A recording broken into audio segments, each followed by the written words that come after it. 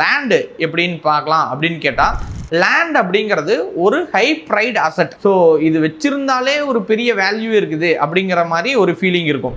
Moreover தங்கத்தை விட அதிகமாக சொல்லணும் அப்படின்னா, லேண்ட் வச்சிருந்தா உங்கள் ஜென்ரேஷனுக்கே வேல்யூ இருக்குது அப்படிங்கிறதையும் நம்ம இந்த இடத்துல ரிஜிஸ்டர் பண்ணுறோம். நமக்குன்னு ஒரு வீடு இருந்தால் தாங்க நம்ம வசதியாக இருந்தோம் அப்படிங்கிற வாழ்ந்தே இருக்க முடியும். நான் இத்தனை நாள் வாழ்ந்த பெரும்பாலானவருக்கான கனவு என்ன அப்படின்னா, தங்கம் வாங்கணுமா வீடு வாங்கணுமானா தங்கம் எளிதில் வாங்கிட முடியும். வீடு அப்படிங்கிறது ஒரு பெரிய கனவாகவே இருக்கும். நான் இந்த அளவுக்கான வீடு கட்டி என்னோட ஊரில் வாழ போகிறேன், நான் எனக்குன்னு ஒரு சின்னதாக ஒரு வீடுங்க, இதுக்காகத்தாங்க நான் இத்தனை வருஷமாக வண்டி ஓட்டி கஷ்டப்பட்டேன் அப்படின்னு சொல்கிற நபர்கள் நம்ம எக்கச்சக்கமான பேரை நம்ம லைஃப்பில் பார்த்துருக்குறோம்.